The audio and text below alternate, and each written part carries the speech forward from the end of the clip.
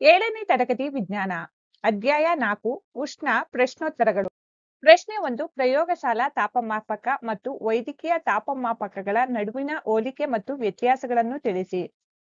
ಹೋಲಿಕೆಗಳು. ಪ್ರಯೋಗಶಾಲಾ ತಾಪಮಾಪಕ ಮತ್ತು ವೈದ್ಯಕೀಯ ತಾಪಮಾಪಕಗಳೆರಡು ಉದ್ದವಾದ ನೇರವಾದ ಗಾಜಿನ ನಳಿಕೆಗಳಿಂದ ಮಾಡಲ್ಪಟ್ಟಿರುತ್ತವೆ.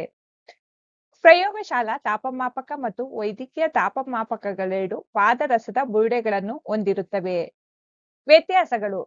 ಪ್ರಯೋಗಶಾಲಾ ತಾಪಮಾಪಕ. ಪ್ರಯೋಗಶಾಲಾ ತಾಪಮಾಪಕದಿಂದ ವಸ್ತುಗಳ ತಾಪವನ್ನು ಅಳೆಯುತ್ತಾರೆ. ಇದರ ತಾಪದ ವ್ಯಾಪ್ತಿ ಸಾಮಾನ್ಯವಾಗಿ 10 ಡಿಗ್ರಿ ಸೆಲ್ಸಿಯಸ್ನಿಂದ 110 ಡಿಗ್ರಿ ಸೆಲ್ಸಿಯಸ್ವರೆಗೆ ಇರುತ್ತದೆ. ವೈದ್ಯಕೀಯ ತಾಪಮಾಪಕ. ವೈದ್ಯಕೀಯ ತಾಪಮಾಪಕವನ್ನು ಮಾನವನ ದೇಹದ ತಾಪವನ್ನು ಅಳೆಯಲು ರೂಪಿಸಲಾಗಿದೆ. ಇದು 35 ಡಿಗ್ರಿ ಸೆಲ್ಸಿಯಸ್ನಿಂದ 42 ಡಿಗ್ರಿ ಸೆಲ್ಸಿಯಸ್ ವ್ಯಾಪ್ತಿ ಹೊಂದಿದೆ. ಪ್ರಶ್ನೆ 2 ಉಷ್ಣವಾಹಕಗಳು ಮತ್ತು ಆವಾಹಕಗಳಿಗೆ ತಲಾ 2 ಉದಾಹರಣೆಗಳನ್ನು ನೀಡಿ. ಉತ್ತರ. ಉಷ್ಣವಾಹಕಗಳಿಗೆ ಉದಾಹರಣೆ ಕಬ್ಬಿಣ ಮತ್ತು ತಾಮ್ರ. ಉಷ್ಣ ಆವಾಹಕಗಳಿಗೆ ಉದಾಹರಣೆಗಳು ಪ್ಲಾಸ್ಟಿಕ್ ಮತ್ತು ಒಣಗಿದ ಮರ. ಬಿಟ್ಟ ಸ್ಥಳ ತುಂಬಿ. 1 ವಸ್ತುವಿನ ಉಷ್ಣತೆಯ ಮಟ್ಟವನ್ನು ನಿರ್ಧರಿಸುವುದು ಅದರ ಡ್ಯಾಶ್. ಉತ್ತರ ತಾಪ. 2 ಕುದಿಯುವ ನೀರಿನ ತಾಪವನ್ನು ಡ್ಯಾಶ್ ತಾಪಮಾಪಕದಿಂದ ಅಳೆಯಲು ಸಾಧ್ಯವಿಲ್ಲ. ಉತ್ತರ ವೈದ್ಯಕೀಯ. 3 ತಾಪವನ್ನು ಡಿಗ್ರಿ ಡ್ಯಾಶ್ನಿಂದ ಅಳೆಯುತ್ತಾರೆ. ಉತ್ತರ ಸೆಲ್ಸಿಯಸ್. 4 ಉಷ್ಣವು ಪ್ರಸಾರವಾಗಲು ಯಾವುದೇ ಮಾಧ್ಯಮದ ಅಗತ್ಯವಿಲ್ಲದ ವಿಧಾನ ಡ್ಯಾಶ್. ಉತ್ತರ ವಿಕಿರಣ ವಿಧಾನ. 5 ಬಿಸಿ ಹಾಲಿನ ಲೋಟದಲ್ಲಿ ಅದ್ದಿದ ಒಂದು ತಣ್ಣನೆಯ ಸ್ಟೀಲ್ ಚಮಚ ತನ್ನ ಇನ್ನೊಂದು ತುದಿಗೆ ಉಷ್ಣ ಪ್ರಸಾರ ಮಾಡುವ ವಿಧಾನ ಡ್ಯಾಶ್. ಉತ್ತರ ಉಷ್ಣ ವಾಹನ. 6 ತಿಳಿಯಾದ ಬಣ್ಣದ ಬಟ್ಟೆಗಳಿಗಿಂತ ಹೆಚ್ಚು ಉಷ್ಣವನ್ನು ಹೀರುವ ಬಟ್ಟೆಗಳು ಡ್ಯಾಶ್ ಬಣ್ಣದ್ದಾಗಿರುತ್ತದೆ. ಉತ್ತರ ದಟ್ಟವಾದ.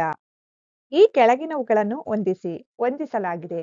1 ನೆಲಗಾಳಿ ಬೀಸುವ ಕಾಲ ರಾತ್ರಿ. 2 ಕಡಲ್ಗಾಳಿ ಬೀಸುವ ಕಾಲ ಹಗಲು. 3 ದಟ್ಟವಾದ ಬಣ್ಣದ ಬಟ್ಟೆಗಳನ್ನು ತೊಡಲು ಇಚ್ಛಿಸುವ ಕಾಲ ಚಳಿಗಾಲ. 4 ತಿಳಿಯಾದ ಬಣ್ಣದ ಬಟ್ಟೆಗಳನ್ನು ತೊಡಲು ಇಚ್ಛಿಸುವ ಕಾಲ ಬೇಸಿಗೆ.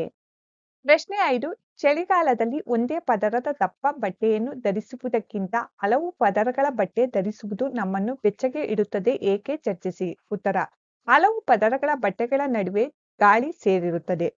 ಗಾಳಿಯು ಆವಾಹಕವಾದ್ದರಿಂದ ಅದು ಹೊರಗಿನ ಚಳಿಯನ್ನು ಒಳಗೆ ಬಿಡುವುದಿಲ್ಲ ಮತ್ತು ದೇಹದ ಶಾಖವನ್ನು ಹೊರಗೆ ಬಿಡುವುದಿಲ್ಲ. ಹಾಗಾಗಿ ಹಲವು ಪದರಗಳ ಬಟ್ಟೆ ಧರಿಸುವುದು ನಮ್ಮನ್ನು ಚಳಿಗಾಲದಲ್ಲಿ ಬೆಚ್ಚಗೆ ಇರಿಸುತ್ತದೆ.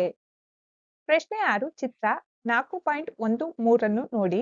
ವಾಹನ ಸಂವಹನ ಮತ್ತು ವಿಕಿರಣದಿಂದ ಎಲ್ಲೆಲ್ಲಿ ಉಷ್ಣ ಪ್ರಸಾರವಾಗುತ್ತಿದೆ ಗುರುತು ಮಾಡಲಾಗಿದೆ. ಪ್ರಶ್ನೆ 7 ಉಷ್ಣ ಹವಾಮಾನದ ಪ್ರದೇಶಗಳಲ್ಲಿ ಮನೆಗಳ ಹೊರಗೋಡೆಗಳಿಗೆ ಬಿಳಿ ಬಣ್ಣ ಬಳಿಯುವುದು ಸೂಕ್ತ ವಿವರಿಸಿ. ಉತ್ತರ ಬಿಳಿ ಬಣ್ಣವು ತನ್ನ ಮೇಲೆ ಬಿದ್ದ ಬಹುಪಾಲು ಉಷ್ಣವನ್ನು ಹೀರಿಕೊಳ್ಳದೆ ಉಷ್ಣವನ್ನು ಪ್ರತಿಫಲಿಸುತ್ತದೆ. ಇದರಿಂದ ಹೊರಗೋಡೆ ಹೆಚ್ಚು ಬಿಸಿಯಾಗುವುದಿಲ್ಲ. ಇದರಿಂದ ಮನೆಯ ಒಳಗಿನ ಉಷ್ಣಾಂಶವನ್ನು ಹತೋಟಿಯಲ್ಲಿಡಬಹುದು. ಆದ್ದರಿಂದ ಉಷ್ಣ ಹವಾಮಾನದ ಪ್ರದೇಶಗಳಲ್ಲಿ ಮನೆಗಳ ಹೊರಗೋಡೆಗಳಿಗೆ ಬಿಳಿ ಬಣ್ಣ ಬಳಿಯುವುದು ಸೂಕ್ತ. ಪ್ರಶ್ನೆ 8 30 ಡಿಗ್ರಿ ಸೆಲ್ಸಿಯಸ್ನ 1 ಲೀಟರ್ ನೀರನ್ನು 50 ಡಿಗ್ರಿ ಸೆಲ್ಸಿಯಸ್ನ 1 ಲೀಟರ್ ನೀರಿನೊಂದಿಗೆ ಬೆರೆಸಿದೆ. ಈ ಸಂದರ್ಭದಲ್ಲಿ ಮಿಶ್ರಣದ ತಾಪ ಎಷ್ಟಿರುತ್ತದೆ? ಸರಿಯಾದ ಉತ್ತರ 4. 30 ಡಿಗ್ರಿ ಸೆಲ್ಸಿಯಸ್ನಿಂದ 50 ಡಿಗ್ರಿ ಸೆಲ್ಸಿಯಸ್ ನಡುವೆ ಇರುತ್ತದೆ.